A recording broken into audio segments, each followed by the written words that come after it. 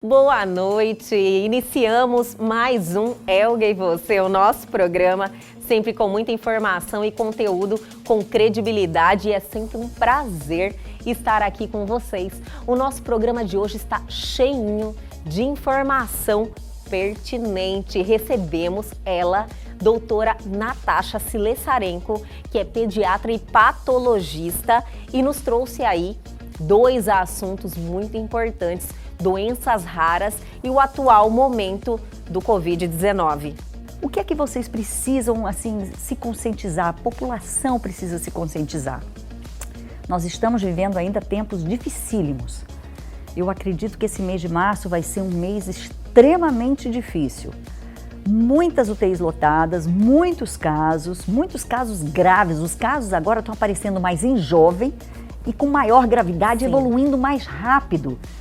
Então isso pode ser perfil dessa nova cepa, dessa nova variante. Fique aqui comigo que o Elga e Você está apenas começando.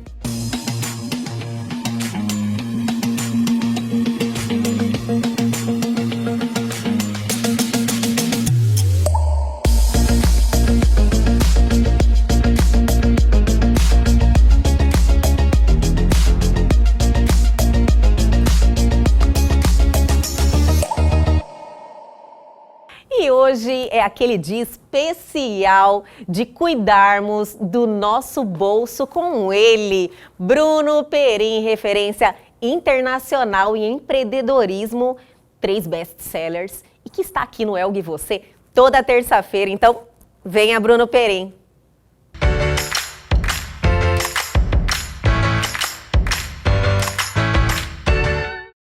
E aí, galera do programa Elga e Você, mais uma vez batendo papo de empreendedorismo.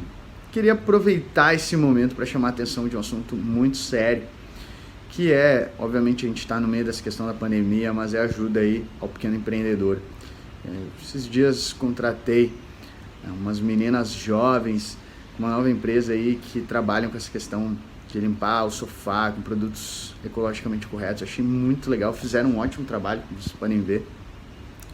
E me veio esse ponto de ajudar uns empreendedores pequenos. Cara, contrate quem está próximo de você e, muito importante, pague o preço integral se você tem condições. Às vezes as pessoas vão lá e choram por um desconto, simplesmente para conseguir aí um pouquinho, mas cara, às vezes isso é muito essencial para o empreendedor. Então assim, às vezes ele já tem uma margem pequena de lucro.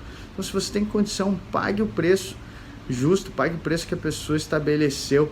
Você está ajudando uma pessoa aí, é um período difícil que a gente precisa se ajudar. E pequenas coisas também, como fazer a recomendação, que nem eu fiz ali logo depois desse produto, e outros que eu acabo tentando, ao máximo incentivar aí, o pessoal daqui. E fica aí também então essa dica, queria fazer esse pedido, porque eu acho que se todo mundo aí conseguisse ajudar um pouquinho, a gente consegue cruzar por mais essa etapa difícil e ajudar aí quem move a nossa economia. Valeu, galera!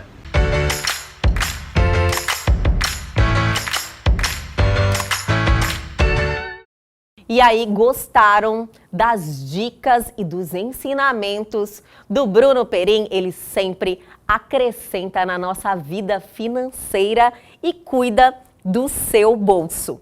Mas segue o baile. Hoje também temos aquele momento especial de deixarmos vocês por dentro, informado de tudo que está acontecendo no Brasil e no mundo. Chegou a hora do nosso radar, do nosso quadro de notícias.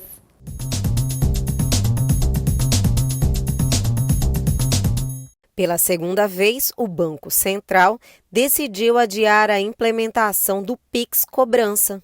Em instrução normativa publicada no Diário Oficial da União, na última segunda-feira, o órgão anunciou para 14 de maio a nova data do sistema.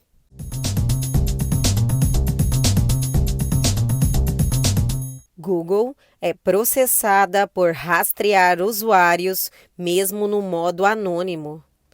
A ação que acusa a Google de rastrear usuários, mesmo em guia anônima, não deve acabar tão cedo. Isso porque a juíza federal norte-americana decidiu que o processo coletivo que denuncia as políticas de rastreamento pode prosseguir.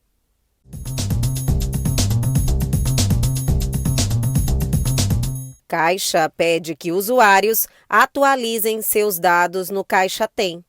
A atualização do Caixa Tem deve ser feita no próprio celular e visa evitar problemas no recebimento do auxílio emergencial.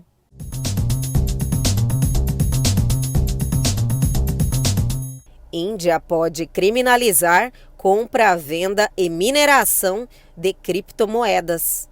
O governo da Índia está planejando uma nova lei com o objetivo de banir as atividades relacionadas ao mercado de criptomoedas no país. A informação foi obtida pela agência de notícias Reuters, que conversou com um oficial sênior do governo, que não quis se identificar.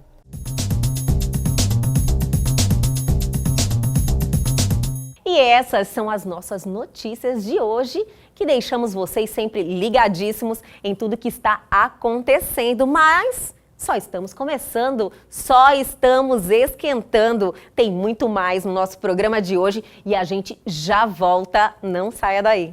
E agora no nosso programa Elga e Você vamos ter aquele bate-papo cheio de informação e com ela que está retornando ao nosso programa e a gente fica feliz demais, doutora Natasha Silestarenko. Obrigada por estar aqui com a gente de novo. Ai, é um prazer estar aqui. Essa casa aqui é uma delícia, eu já me sinto em casa, viu? Além de ter você linda e sempre cheia de energia, essa turma toda aqui que te circunda, faz a gente ficar muito feliz e se sentir realmente em casa. Obrigada mais uma vez por me convidar, por estar aqui. E eu espero que a gente tenha aí um bate-papo muito gostoso e proveitoso, especialmente para os nossos telespectadores. Como sempre, doutora, como sempre, quando a senhora vem ao nosso programa, eu tenho certeza que acrescenta muito na vida de quem nos assiste. Que bom. Aqui pra e a sua energia é incrível também. Então trocamos boas energias, é isso que o mundo precisa. Com certeza. Doutora, temos uma pauta muito interessante hoje, doenças raras, né? Que é bom fazermos esse alerta, porque a informação é o fator determinante, né? Com certeza. Nas doenças raras, então, acho que qualquer área da medicina, ou qualquer área, né, é sempre importante se ter uma informação precisa, uma informação transparente, clara. Sim. Mas nas doenças raras mais ainda. As doenças raras são doenças de difícil diagnóstico, é difícil o médico pensar, muitas vezes leva-se mais de 30 anos para fazer o diagnóstico. Nossa. E com isso a pessoa perde muita oportunidade aí de ter menos sequela, de ter uma doença mais controlada. Sim, então, perde qualidade de vida, com certeza, né? Então, assim, agora se comemorou, né? Se comemorou não, a gente não pode dizer de comemorar, mas é uma data de conscientização, né? De conscientização, exatamente. O último dia do mês de fevereiro, sim, que esse ano não foi bissexto, foi dia 28, né? No domingo. Então, se faz alusão aí, se conscientiza-se sobre a importância do diagnóstico das doenças raras, né? Mas sim, o que são as doenças raras, né, Elga? Isso, a gente está aqui falando de doença rara. O que é uma doença rara?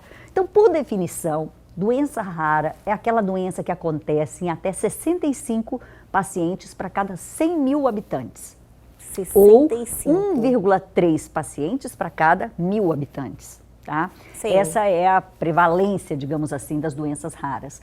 No Brasil, estima-se que há em torno aí de 13 milhões de pessoas com doenças raras. Nossa. No mundo, soma-se 300 milhões dessas pessoas. Um número expressivo, né? É um número muito grande. Você fala doenças raras, mas que atinge uma boa parte da população. Com certeza. São 13 milhões de brasileiros que têm aí doenças raras. E as doenças raras, elas afetam não só o indivíduo, mas toda a sua família, porque costumam ser doenças de uma evolução muitas vezes delicada, de uma evolução, são doenças evolutivas, são doenças crônicas e que cursam muitas vezes aí com atraso de desenvolvimento neuropsicomotor, com retardo mental e se não for diagnosticada precocemente, isso pode evoluir realmente de uma forma muito desfavorável. Surpresa. Então daí a importância de se conhecer, se fazer o diagnóstico precoce para que a intervenção seja a melhor e mais rápida possível. Então, a prevenção manda muito, né? Você chegar, então, a partir do nascimento, você já fazer Exatamente. todos os exames. Exatamente. E aí começa com o famoso teste do pezinho, que é o primeiro teste. É obrigatório, doutora? Na verdade, toda criança nascida no território brasileiro tem o direito ao teste do pezinho de graça em qualquer lugar desse país. Do Oiapoque ao Chuí, do leste ao oeste, em qualquer lugar que ele esteja, desses 5.500 e poucos municípios que existem no Brasil, ele tem o direito a fazer de graça o teste do pezinho. Só no teste do pezinho são detectados hoje no Brasil 6 doenças raras. Tipo assim, se existir aí Uma o dessas traço, 6 ele já detecta. E já Isso. define qual. O teste do pezinho, como é um teste de triagem. O que é um teste de triagem? É um teste que tem que ser altamente sensível, não deixar passar ninguém. Sim. Então, por vezes, ele tem resultados falsamente positivos e é melhor que seja assim. Entendi. Então, ele pega indivíduos que parece que têm a doença, mas quando vai fazer a confirmação, não confirma, tá? Então, é um teste que é feito em todos os brasileiros e depois, aqueles que dão alterados vão fazer o chamado teste confirmatório. Muitas vezes não se confirma, porque realmente há necessidade que esse teste seja altamente sensível, que não deixe passar nenhuma criança que porventura tenha a doença e que o teste não detecta. Então, por isso, ele detecta mais, ele é mais falso positivo. Sim. Ele dá casos que não Isso aí, são, mas com ele dá como certeza. positivo. Já chama a atenção, né, Exatamente. para o profissional ou quem está à frente vasculhar, realmente investigar. Exatamente. As doenças raras são de muito difícil diagnóstico. Muito difícil. Então, o teste do pezinho, feito na rede pública, faz para 6 doenças. Na rede privada é possível se fazer esse teste também, só que aí existe uma enormidade de doenças que são pesquisadas. Então, aumenta esse rol. Aumenta, chega a mais de 100 doenças. E não é gratuito, mas tem a possibilidade. Os convênios cobrem grande parte desses testes e Sim. se detecta aí cerca de mais de 100 doenças que são, se diagnosticadas precocemente, são doenças que têm uma evolução muito melhor. Então, infelizmente, o ideal seria que todo brasileiro nascido, pequenininho ainda, recém-nascido, pudesse dispor de um teste do pezinho que fizesse aí grande parte dessas doenças, fizesse Sim. a investigação de grande parte dessas doenças. Mas, infelizmente, isso ainda não existe. Então, já existem projetos lá em Brasília para que se amplie, que se faça o teste do pezinho de maneira a incluir um maior número de doenças. Porque são doenças raras, né, como a gente pode estar falando, mas que têm um impacto muito grande, muito importante sobre aquelas crianças e toda a sua família. E então, essa evolução também tem alguns, eu acredito, se existe um rol que a senhora pode destacar para a gente aqui, falar algumas, pode incluir algumas que pode chegar a um óbito, né? Com certeza. A fenilcetonúria, por exemplo, que é um erro inato do metabolismo dos aminoácidos, foi a primeira doença que se fez o diagnóstico no teste do pezinho, na década de 60. E aconteceu o seguinte, um pesquisador chamado Guthrie, nos Estados Unidos, ele foi chamado por Kennedy para descobrir o que ele podia ajudar para diagnóstico da irmã do Kennedy. Kennedy tinha uma irmã com retardo de desenvolvimento. Nossa! E aí foi então que se desenvolveu a técnica de Guthrie. Quando eu fiz residência nos idos dos anos 90, a gente ainda dosava a fenilalanina com o método da inibição de crescimento bacteriano, que é o método de Guthrie. Hoje em dia não se faz por isso, se faz com a metodologia HPLC, é outra coisa. Então se dosa esse aminoácido tal, que é a fenilalanina. Mas, assim como a fenilcetonúria, existem aí várias outras doenças dos erros inatos do metabolismo dos aminoácidos, dos lipídios, enfim, tem aí uma enormidade das mucopolissacaridoses que podem ser diagnosticadas com exames e que, então, a criança, uma vez que tenha o diagnóstico precoce, essa criança vai, então, sofrer intervenções que muitas vezes a intervenção é apenas alimentar. Nossa, olha só. É apenas modificar uma dieta, não usar determinado aminoácido. Sim. Às vezes é um remédio, o hipotireoidismo, por exemplo, que é uma outra doença também diagnosticada pelo teste do pezinho na rede pública. Toma-se um comprimidinho todos os dias e pronto. Enquanto que se a pessoa não toma, não faz esse diagnóstico precoce, essa criança evolui aí com um retardo mental que não volta ao normal. É o que a gente chama de cretinismo, que é o retardo mental por falta de hormônio tireoidiano. E basta dar um remédio. Então, o espectro das doenças raras é muito grande. São mais de 6.000 doenças raras descritas. Existe uma com maior incidência, doutora? A maior frequência, 80% das doenças raras são de natureza genética. Sempre Os outros vem, né? 20% são autoimunes, infecciosas, inflamatórias, de causas ambientais. Olha só. Mas, em geral, assim, a maioria são de causas genéticas. Então, o hipotireoidismo, a fenilcetonúria estão aí no bojo dessas doenças mais frequentes. Mas o lúpus eritematoso sistêmico é uma outra doença rara. Hoje Então, se ouve falar com mais frequência, né? Muitos casos mas o lúpus foi uma doença que há um pouco tempo atrás, eu acredito que uns 20 anos, nem se ouvia falar. era muito difícil o diagnóstico. Então, hoje a gente bate muito duro em cima da tecla de que... Só antes não querendo interrompê-la, mas o lúpus também é uma doença que é diagnosticada nesses exames? Não, no teste do Não, pezinho teste do pezinho não. Não. Nem no mais amplo lá que diagnostica. Não. Não. O lúpus, na verdade, ele vai se desenvolver com o tempo. Então, é importante, assim que o paciente comece a manifestar sintomas que podem sugerir lúpus, por exemplo, anemia, palidez, fraqueza, queda de cabelo, emagrecimento, uma febre sem muita causa, isso sugere as doenças autoimunes, dentre elas o lúpus, que é das doenças autoimunes a mais frequente. Sim. Então, assim, o grande problema é se pensar na doença rara. Não tem jeito de um médico pensar se ele nunca viu, se ele não estudou.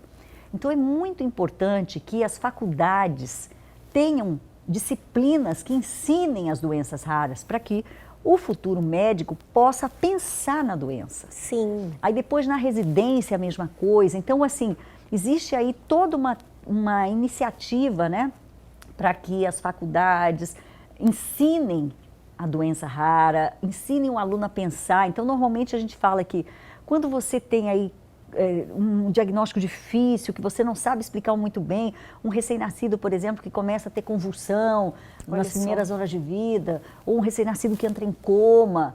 Então, tem que botar nas suas hipóteses diagnósticas que possa ser aí uma doença rara, um erro de metabolismo, e já existem, assim, e o médico tem um papel importante no acompanhamento, no diagnóstico das doenças raras, mas é uma equipe multiprofissional que faz a diferença. Sim. Então, tem que entrar ali o fisioterapeuta, o nutricionista, o fonoaudiólogo, o psicólogo, o terapeuta ocupacional. Então, é toda uma rede de profissionais que devem se comunicar entre si, ter um bom relacionamento para fazer o melhor por aquele paciente. Porque é só assim que a gente vai conseguir realmente ter sucesso. Mas, doutora, isso não é uma realidade ainda. Pelo que a senhora está falando, isso está muito longe ainda de ser algo aceitável. Infelizmente, ainda não é. Eu vou pedir para a senhora dar uma seguradinha para nos responder. A gente já volta. Eu vou chamar o intervalo, mas é rapidinho, não sai daí. Estamos de volta hoje recebendo ela, a doutora Natasha Sleszarenko. Adoramos o nosso bate-papo, doutora Natasha, toda vez. É uma delícia, né? A senhora vem aqui. A gente não vê o tempo passar. Não vê, acaba o bloco e fala, não acredito. Nem eu. Doutora Natasha, finalizamos o bloco anterior, estávamos falando aí dessa realidade que vivemos ainda, desse pouco investimento em relação na fase do estudo mesmo, que o médico está lá em formação, em relação às doenças raras. Por quê? Ainda nesse momento que já tem tanta tecnologia, estamos tão evoluídos e só melhorando e tem essa omissão ainda. Na verdade é porque ela é vista assim de maneira separada no currículo, sabe? Ela é vista na cardiologia, vê uma doença rara, na ortopedia, vê outra doença rara, na reumatologia. Era importante trazer dentro de um contexto único isso, entendeu? Então, Entendi. Já está sendo discutido nas escolas.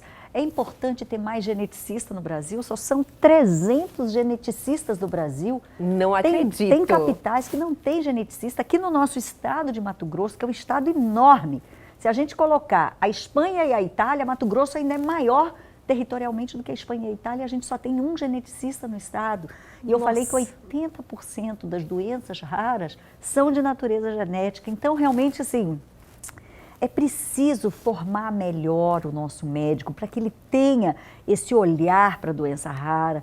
É preciso que mais pessoas se interessem pela genética, que façam a genética, para que a gente, então, consiga aí fazer melhor por esses pacientes, entendeu? Existe uma política nacional de doenças raras, mas assim, ainda é uma coisa muito incipiente, a coisa ainda não está avançando como precisa. Sim. Hoje eu coordeno a Câmara Técnica de Doenças Raras do Conselho Federal de Medicina, então a gente tem ali diversas participações de pesquisadores do mais alto nível, temos aí participações de instituições como a Casa Hunter, que é uma casa assim, importante, como eles ajudam muito os pacientes com doenças raras, entendeu? Então, hoje a gente tem aí uma dificuldade muito grande para o diagnóstico da doença rara, para a terapêutica da doença rara. Então, como eu te falei, muitas vezes é só dieta, mas é uma dieta que custa, um leite que custa muito caro. Sim. Então, tem que entrar na justiça, tem que judicializar para se conseguir. Às vezes é um remédio barato, como o hipotireoidismo, o tratamento do hipotireoidismo congênito, ou o tratamento da hiperplasia adrenal congênita, por exemplo, que é corticoide. Enfim, existe aí uma enormidade, como eu lhe falei, são mais de 6 mil doenças raras. Nossa. E fora as que não se sabe ainda. Então é importante que o médico pense e que não demore tanto para fazer o diagnóstico, encaminhe para os centros especializados. Então hoje no Brasil existem cerca de 240 centros distribuídos aí ao longo de todo esse país. Sim. Que fazem essa parte de tratamento, de diagnóstico, de acompanhamento desses pacientes, porque, como eu falei, o médico não é a peça fundamental. É toda essa equipe multiprofissional. Então, é o fisiatra, é o fisioterapeuta. Então, assim, essa criança precisa ser muito estimulada, porque isso faz a diferença na vida daquela criança e daquela família para sempre. Então é importante que esses cuidados iniciem o mais precocemente possível, que esse diagnóstico venha o mais cedo possível. Quanto antes, melhor, né? Está ali neném ainda. Para tudo, né? Forte. Para tudo. O diagnóstico quanto receptivo, antes é melhor. né? A gente consegue realmente fazer muito mais quando esse diagnóstico é precoce. Nossa, que maravilha. Então, fica o alerta, né, doutora? Exatamente. Chamar a atenção das pessoas e quem se encontra também aí, ou no pré-natal, né, já ligar o alerta para esse diagnóstico precoce. Exatamente. Então, é muito importante, se tem doença na família, um caso, olha, já tem que ficar meu irmão morreu pequeno, não sei de quê. Então, morreram 2 irmãos meus homens, então tem que ficar atento. Porque são essas histórias que a gente vai conseguindo descobrir essas doenças e aí muitas vezes fazer aconselhamento genético para aquele casal. Então tudo isso é muito importante, mas precisa aí de ações integradas do governo federal, de políticas públicas, dessas associações que são assim fundamentais e de toda uma equipe multiprofissional. Nossa, tem solução, né? Tem tratamento, tem já aí muita, como que eu posso dizer?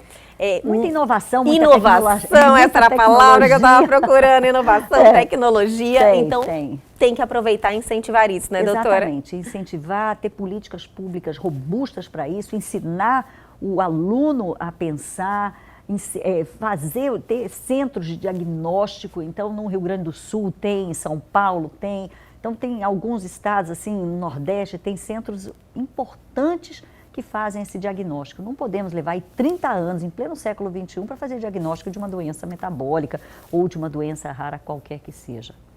Doutora, a gente agradece em relação à pauta de doenças raras, mas eu quero aproveitar a sua presença aqui, porque na sua primeira visita ao nosso programa, estávamos aí no início da pandemia, conversamos muito sobre a questão do Covid, que era ainda algo que não desconhecíamos, né? Tinha mais dúvidas e incertezas do que qualquer coisa, não tinha tratamento, né? Não tinha, certeza era a palavra que não existia.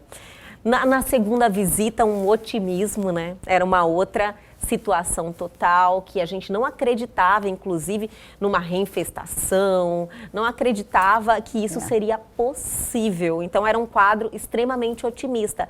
E, infelizmente, hoje, eu estava ansiosa para te ouvir, de verdade, com a sua presença hoje no nosso programa, que eu preciso saber qual é a nossa situação de verdade, doutora.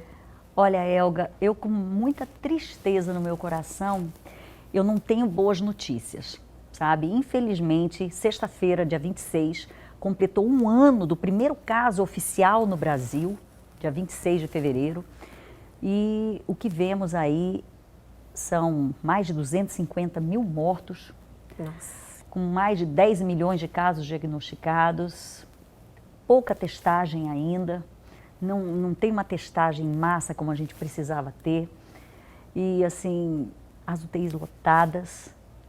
Não, aqui em Mato Grosso estamos com cerca de 93% de UTI, de ocupação, então assim, nós precisamos, os médicos, os profissionais da saúde exaustos. Nossa. A gente não consegue vislumbrar. Começamos a ver uma luz do túnel com a questão das vacinas, mas aí vieram as variantes, veio aí uma vacina que não chega em quantidade suficiente. Isso é verdade. Então a gente está aí realmente vivendo momentos muito difíceis e eu acredito que esse mês de março vai ser um mês dificílimo, um mês assim complicadíssimo. E para todo o Brasil. A impressão que eu tenho é que todo o Brasil vai colapsar, ou já está colapsando. As notícias, né? A gente tinha acompanha. aí antes, né? Tinha casos, aumentava lá no Sudeste, aí demorava para chegar aqui, mas agora a gente está vendo assim, Mato Grosso do Sul, Minas Gerais está completamente colapsado, Amazonas, Acre. Então, realmente, assim, a gente está vivendo momentos extremamente... Porto Alegre está em zona preta, ou seja, está complicado. Então, a gente precisa se conscientizar. De uma vez, ninguém aguenta mais ficar em casa, nem ouvir essa ladainha de ficar em casa. Esse é um dos fatores que realmente até pode ter nos colocado nessa situação. Eu acho que foi uma série de fatores. Sim. Eu contribuo. O que eu acho que aconteceu, né? Eu acho não, na verdade a gente tem aí algumas comprovações de que tudo isso pode ter acontecido devido a... Primeiro, nós tivemos aí algumas situações. Então, nós tivemos eleição em novembro, seguida das festas de final de ano em dezembro, férias em janeiro, carnaval em fevereiro.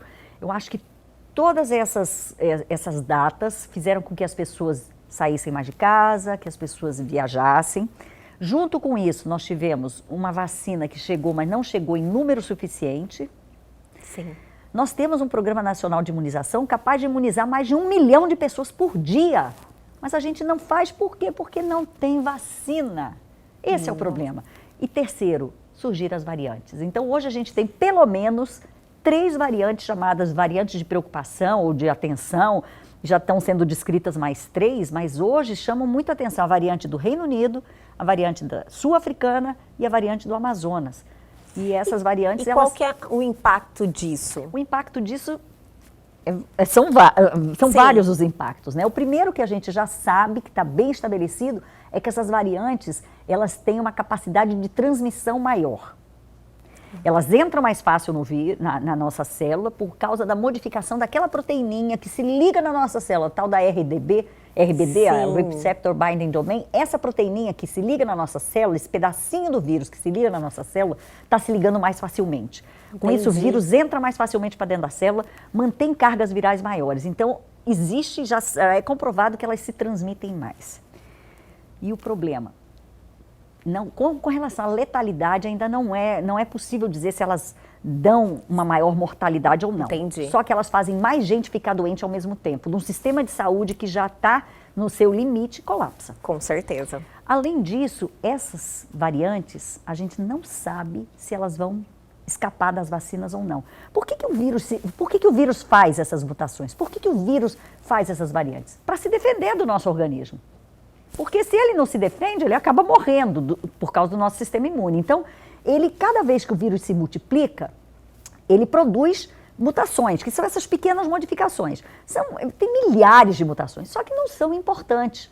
Agora, essas 3 variantes, variante é o nome que a gente dá para um vírus que já mudou bastante, já teve várias mutações. Então, várias mutações compõem uma variante. E tem milhares de variantes já no mundo descritas. Só que essas 3, a do Reino Unido, que é a B117, a sul-africana, que é a B1351, e a amazonense, que é a chamada de P1, são as chamadas VOC, Variants of Concern, que são as variantes de preocupação ou de atenção. Que a gente já sabe que essas 3 variantes, elas se transmitem mais. Com relação à letalidade, a gente não sabe dizer ainda, e parece que elas podem driblar a vacina. E aí a vacina pode não fazer efeito. Isso é um fator muito preocupante. Muito, porque a gente pode ter uma segunda infecção por essa variante. Ah, já tive Covid, eu estou livre, não preciso usar máscara. Não, você pode ter por essa variante. E a gente não sabe como é que vão ser esses quadros de reinfecção. É justamente isso que eu quero conversar, mas vamos fazer mais um bloco, doutora? Vamos. Então eu vou chamar o intervalo, mas a gente já volta com mais doutora Natasha, rapidinho. Estamos de volta hoje, especialmente 3 blocos com a doutora Natasha Silessarenko, porque o assunto está muito interessante. É e doutora, verdade. Essas informações ainda vindo da senhora é algo que eu acredito que gera um impacto diferenciado, porque a senhora tem a credibilidade e está aí à frente, junto e militando contra o Covid há muito tempo, desde o início da pandemia. Nós acompanhamos o seu trabalho, sempre passando informação, sempre tentando estar à frente. É verdade. E estamos numa situação crítica agora, onde muitas pessoas, porque muitas pessoas se contaminaram também já, e estão se sentindo confortável, porque tem aquela tranquilidade, já peguei, ou tem um prazozinho para pegar novamente, porque eu tenho imunidade, e se eu pegar, não vou pegar tão grave. Isso confirma ou não confirma, a gente é uma não suposição, sabe. cada indivíduo reage de uma forma diferente, essas variantes são preocupantes. Isso é que é o problema. Essas variantes são vírus que se modificaram. Aquele vírus que começou a pandemia já não existe mais. Nossa. Ele já mudou tanto que ele já é outro. Então, você pode pegar novamente. São as chamadas reinfecções. O quanto é reinfecção a gente não sabe, porque infelizmente o nosso país não tem uma infraestrutura de laboratório robusta, consistente, para fazer o diagnóstico das reinfecções. Por quê? Como é que teria que fazer? O indivíduo, então, teve Covid, ok, PCR positivo, aquele teste do nariz lá do cotonete, aí fez de novo, passou aí, segundo a vigilância sanitária, são 3 meses depois da primeira infecção, comprovada com PCR positivo, ter de novo PCR positivo. Aí tem que sequenciar esse primeiro vírus e esse segundo vírus. Se eles não forem concordantes, você diz que existe, então, uma variante. Que foi uma reinfecção por um outro tipo de vírus, ainda coronavírus, ok? Isso tudo corona, porque você pode pegar a infecção por outros vírus que dão o mesmo quadro, tá? Mas falando do SARS-CoV-2, tá? E a gente sabe que essas variantes vieram aí para criar ainda mais confusão. A gente precisa rezar para quê? Para surgir uma variante do bem.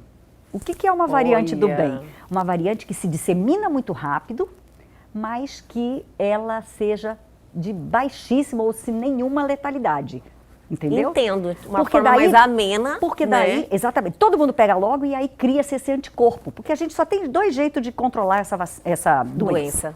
Com vacina ou muita gente pegando e criando anticorpo.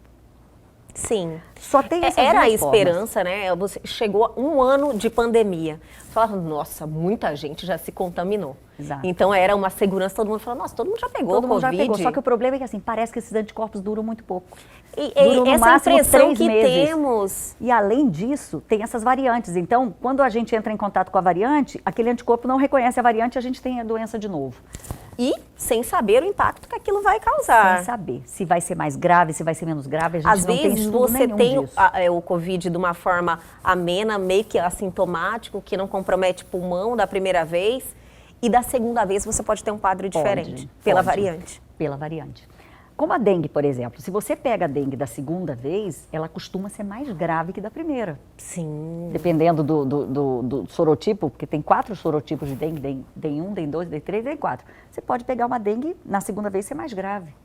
Tanto que a vacina de dengue você só pode fazer no indivíduo que já teve dengue. Tem que comprovar que já teve dengue para tomar a vacina de dengue. Olha só. Então, cada vírus responde de uma maneira, cada indivíduo responde. Então, assim, pessoal, o que é que vocês precisam, assim, se conscientizar? A população precisa se conscientizar. Nós estamos vivendo ainda tempos dificílimos. Eu acredito que esse mês de março vai ser um mês extremamente difícil. Muitas UTIs lotadas, muitos casos graves. Os casos agora estão aparecendo mais em jovem e com maior gravidade, Sim. evoluindo mais rápido.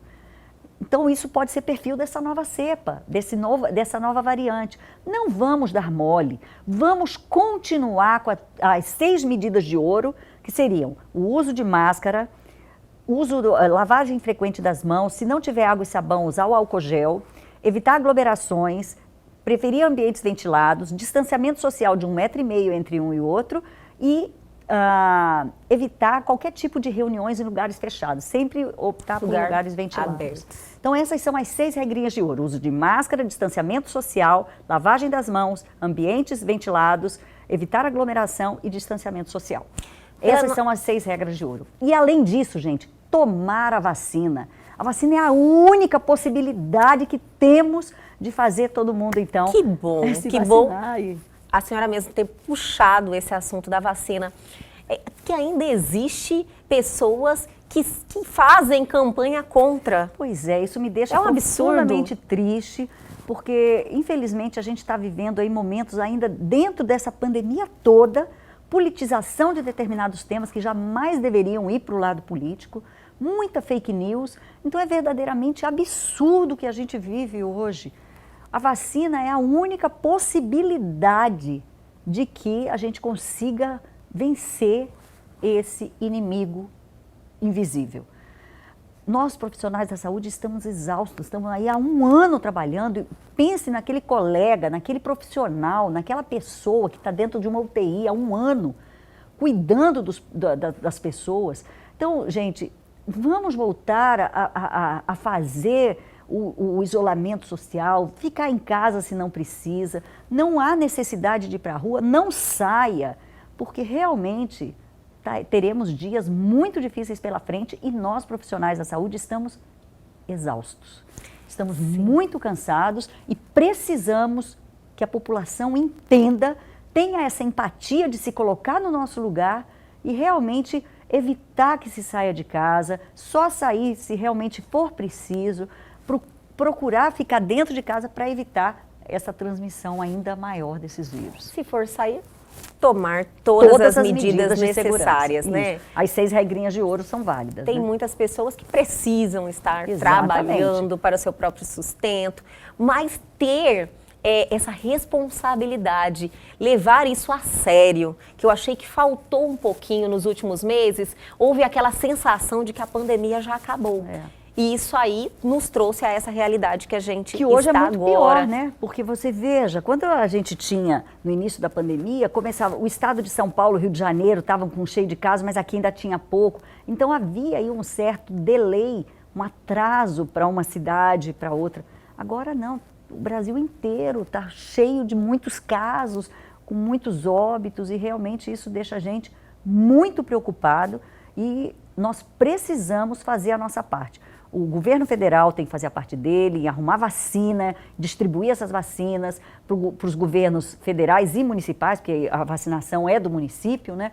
Então precisa fazer com que a vacina chegue nos municípios e a sociedade civil precisa fazer a sua parte, que é manter todas as regras de higiene ali que a gente já conversou e procurar ficar em casa o máximo de tempo possível. Não tem lógica a gente passar num barzinho, tá lá lotado, cheio de pessoas sem máscara. Isso não é justo com o profissional de saúde, não é justo com quem está lá na UTI cuidando daqueles doentes todos, além de que essa pessoa que está no barzinho certamente ou vai se contaminar ou vai levar a doença para dentro de casa. Então, minha gente, por favor, vamos ter um pouco mais de empatia e pensar nesses profissionais, pensar nessas pessoas que têm mais risco. E lembrar que hoje a doença está acometendo mais os jovens. Jovens sem fator de risco e está evoluindo muito rápido. Então, gente, vamos ficar em casa, vamos fazer a nossa parte para que a gente consiga aí estar aqui no próximo programa, Com daqui a alguns meses, falando de notícias melhores. Com certeza, doutora. Nós vamos na próxima entrevista, eu quero que já estejamos num momento diferente, muito né? melhor. Então, todo mundo tem que fazer a sua parte. Exatamente. Doutora, surgiu mais uma... as doenças, nós iniciamos o programa falando de doenças raras, sobre diagnóstico, sobre essa atenção. Eu acredito que o momento da Covid já, causa um impacto muito grande para o diagnóstico de outras doenças, tratamento. Com certeza.